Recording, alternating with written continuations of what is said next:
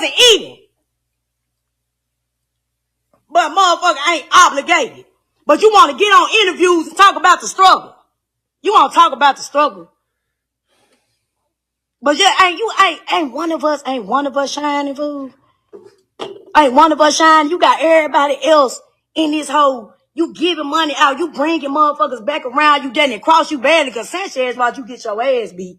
Oh God. Watch you get your ass stomped. And I remember when Kalia did this shit. She watched you. And you brought her back around. And she went live about you. And you brought her back around. She on the stage with you.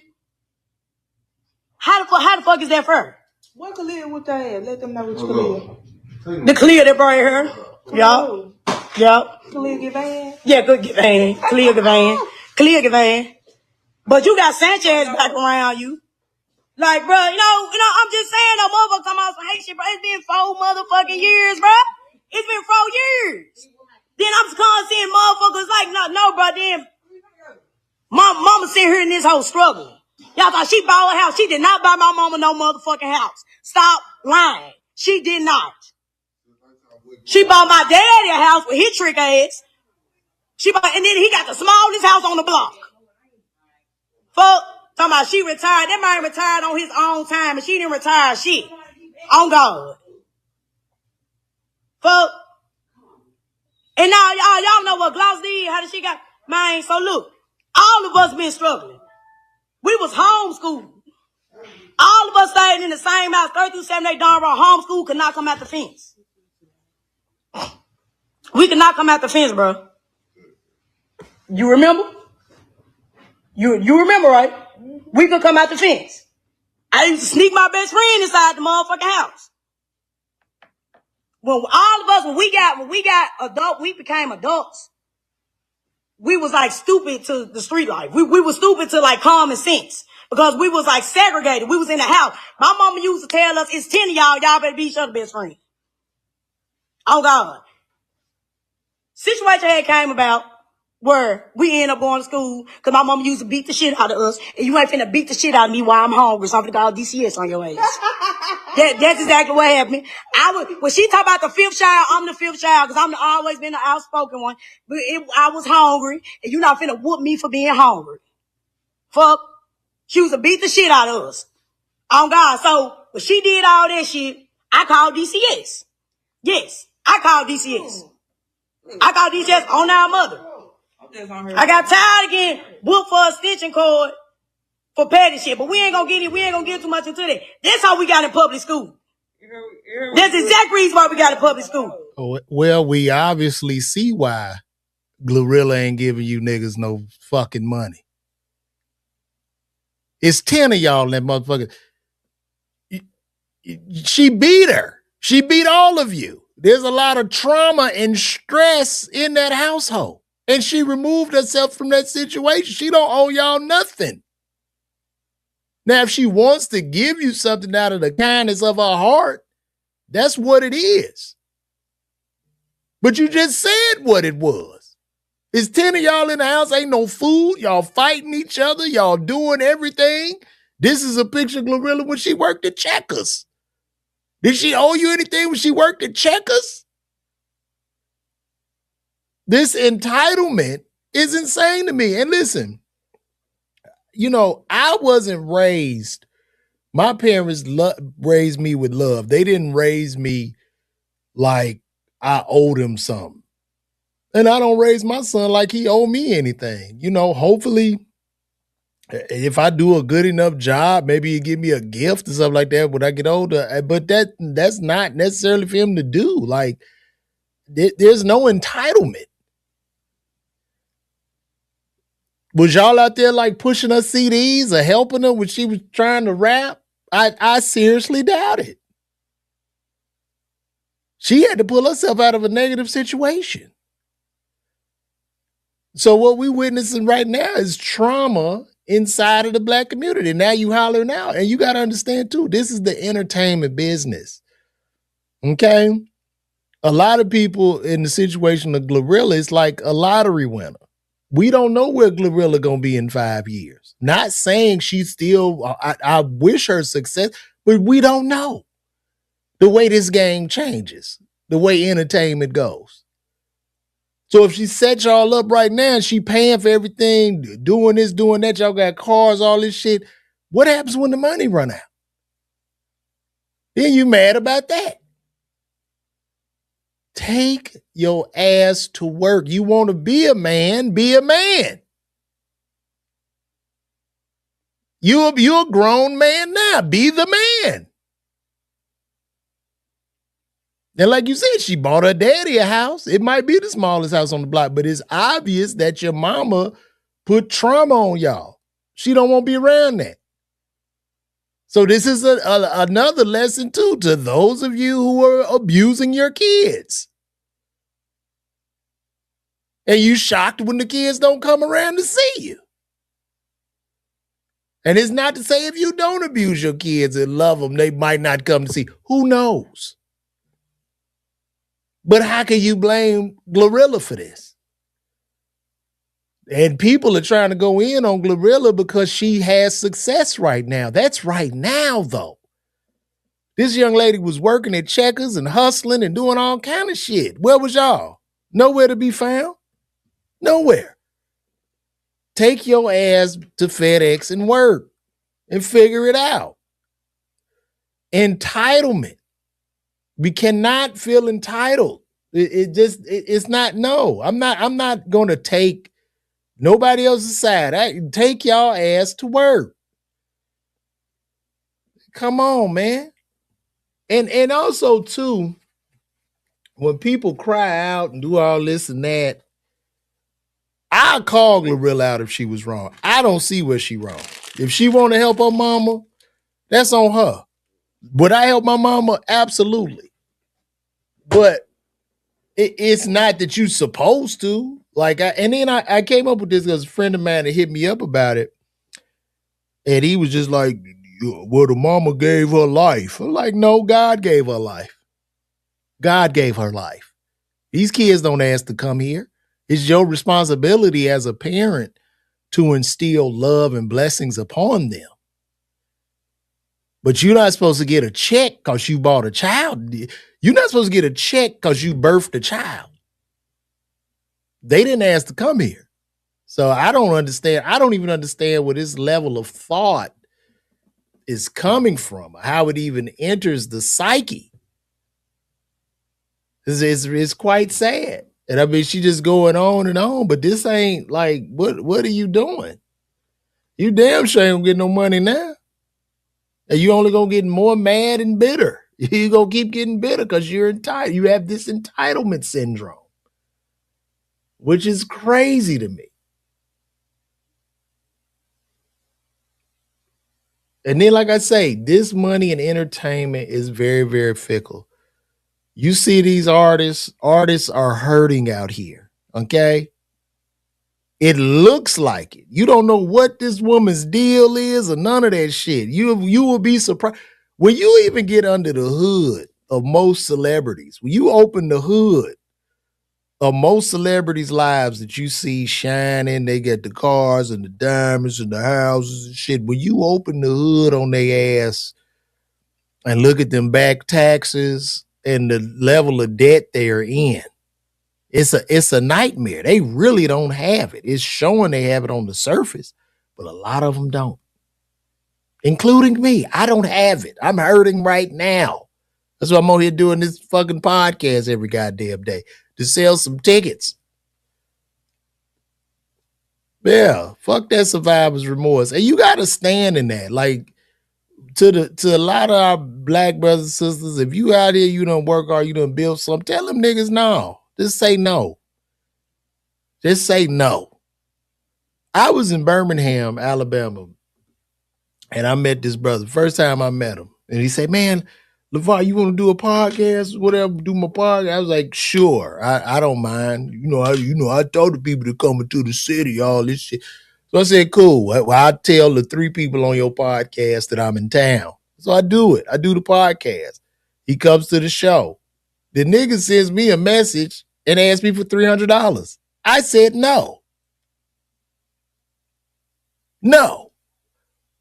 Absolutely not. And see, that's honesty. That sets boundaries. that sets things. And then for him to have the audacity to ask me for fucking $300, nigga, I don't even know you.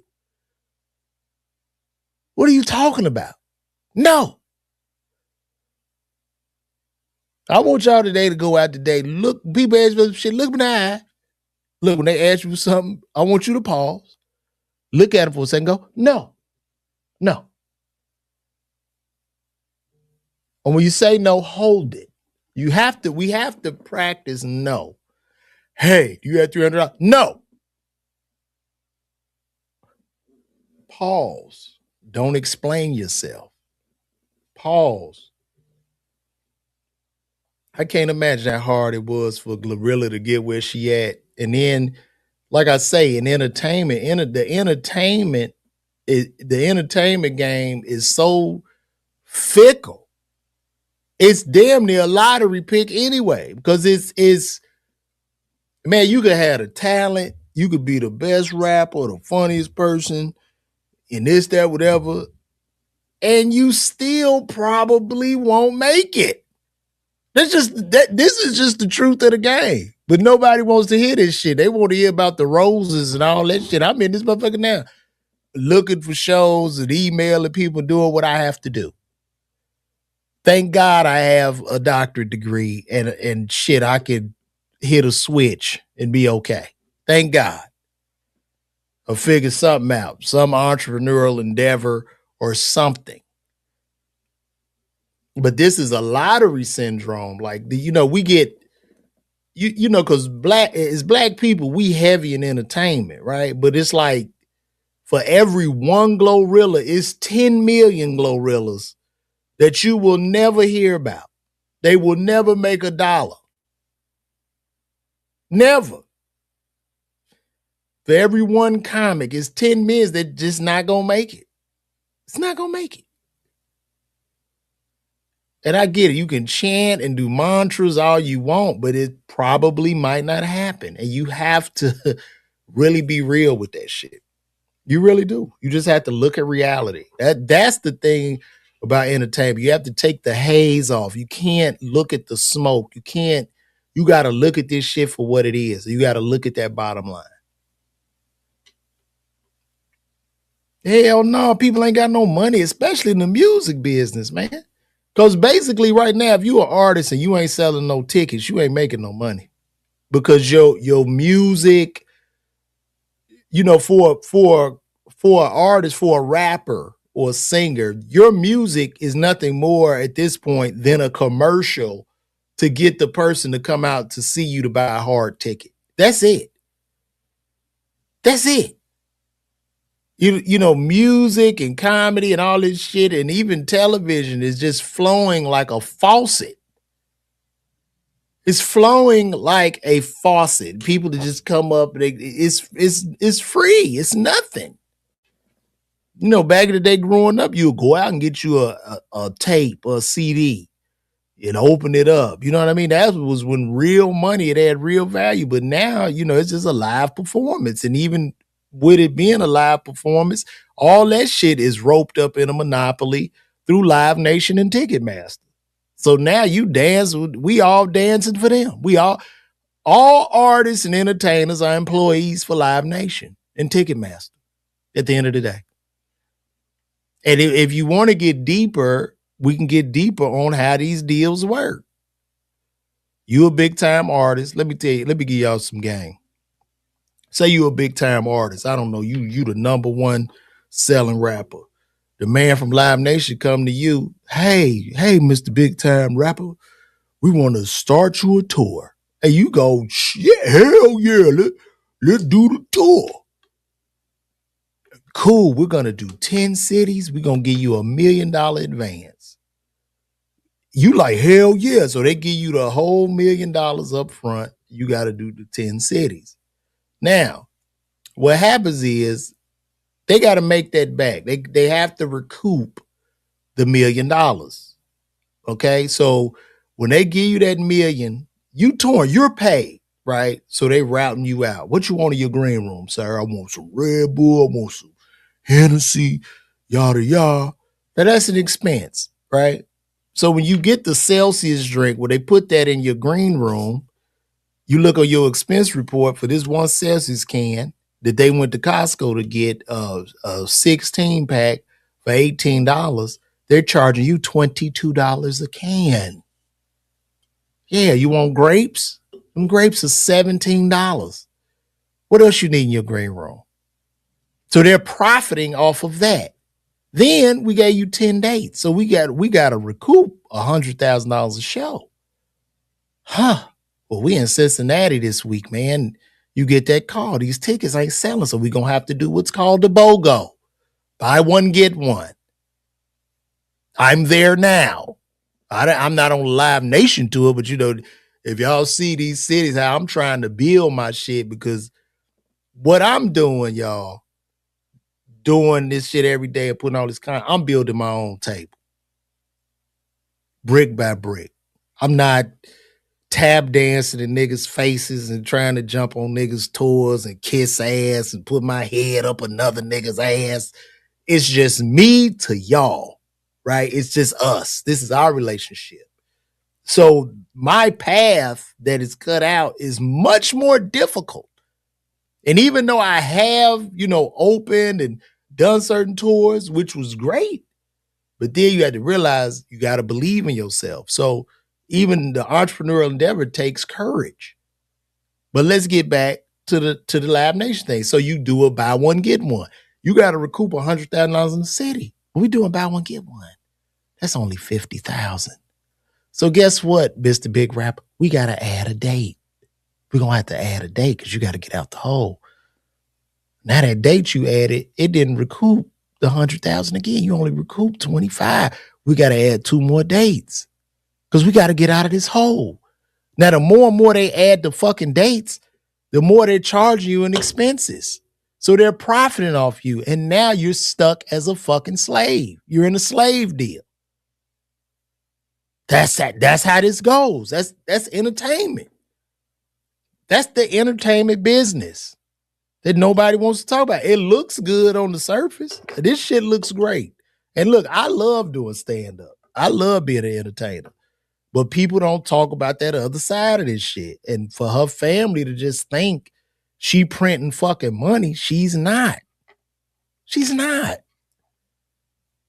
You know how many fucking streams they not even, you don't even get a penny per stream of a song. Like, how, bro, let me show y'all the Spotify payouts while we talking.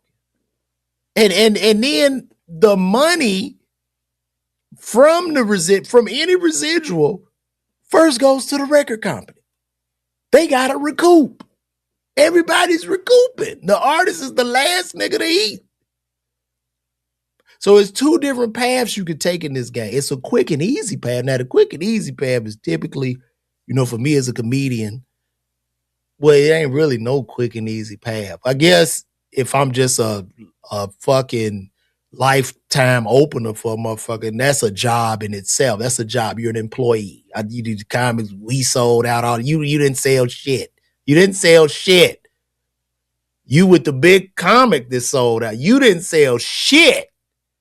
They taking the pictures and shit, and this is what they do. It's bullshit, though. You want the big comic, hey, watch my special. The people don't give a fuck. The people show up for you. Now, y'all take that game, man. It's just the truth. But see, when I talk like this, I am labeled an asshole. LeVar, you an asshole. Why you an asshole? Nigga, it's what it is. But I want to show y'all these splits. Let's look at the splits. Let's look at payouts. Let me ask my favorite friend Gemini, what are Spotify payouts per stream? Well, let's take a look at this.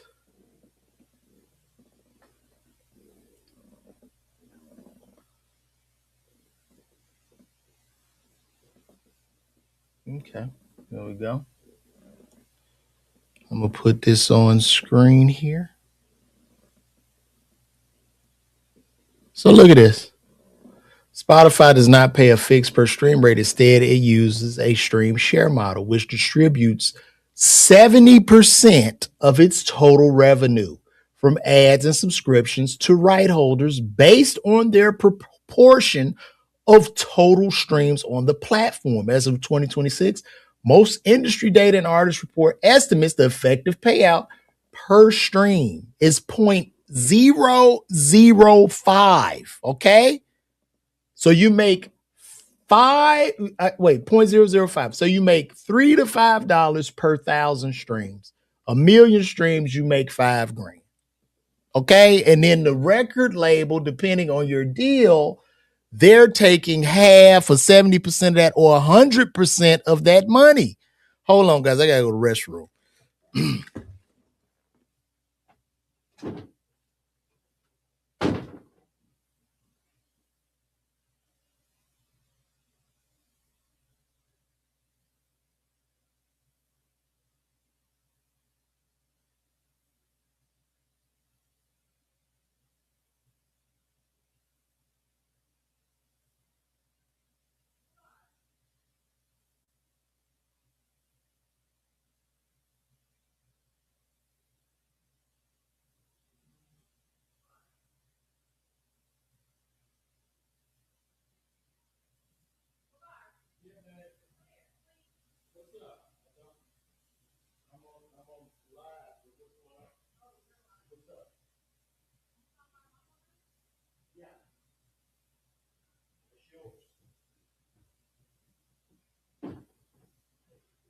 Oh, buddy. Sorry about that, guys. I had to piss. Thanks for holding. Oh, y'all held in there, man. So, yeah, when you look at the streaming and the way the game is going, that's why ain't no more money in music. 1,000 people listen. 1,000 people listen to your song, and that shit kicked out $3 to $5. Picture 1,000 people in a room listening to your one song. Just imagine you are an artist and you come to a club. It's 1,000 people in there. Man, I just want you to do one song. And I give your ass $3 to $5. And then I'm not even handing that shit to you. I'm handing it to your people. They bust that shit down and hand you $1 out of that. It's a wrap. It's a wrap. These people are crazy. This shit is different, man. I'm telling you, man, if you working and got a job and shit, that's good shit, man. Like, don't let these niggas fool you with this shit. This shit is, this game ain't what it is, man. Trust me. Trust me. I quit my job. I'm going to tell y'all why. When I left pharmacy, it was just something burning in me because I was in fear. So what I won the Miller Lite with Kevin Hart, I had him crying, laughing. That next day, I was back at CBS. When y'all saw me on the Shaq tour and all that shit, I was doing theaters, going back to work. Some comics was like, man, you ain't no real comedian. And I would say, nigga, looking at you, I don't want to be a real comedian. Looking at some of their lives. So I lived in fear, but what happened was my regrets started to grow bigger than my fears. So I just came to the conclusion to face fear. I said, you know what, fuck it. If I lose everything, I want to know. You know what I mean? Because I always be a pharmacist. So I was like, if I go to zero, I just go to zero. I got a great story to tell. And thankfully, by the grace of God, I've been okay. Just okay. But it's this journey has helped me to grow. It's helped me to be kinder and a better person overall, right? Like I don't know what's coming in. You know what I mean? But I'm almost used to that. I would never tell a person to quit their job for entertainment. That is just something that the person would need to know. I would not tell anybody that shit. This shit is horrendous. It's a monster, man. And then my hats go off. Those comics that are selling tickets, man, shit, I'm happy for him, man. That's a blessing. Now, sometimes I can get a little jelly, you know, when you see like a big Instagram influencer that sucks, like doing meet and greets. Yes, I'm human. I will get a little jelly over that. I'm human. The fuck? Like, yeah. Because I'm sure a lot of them, but a lot of the influencers might get a little jelly over the streamers now, you know? Because we in a state of entertainment where, like, talent is not needed at all. You know, it's just shit if you can garner attention. So, yeah, man. But I'm going to stick by my guns. You know, GloRilla, you don't owe them shit. We done broke this math down. We see what it is. You know, this shit, you know, shit wild, man. It's wild out here. So that's what it is, man. I want to talk about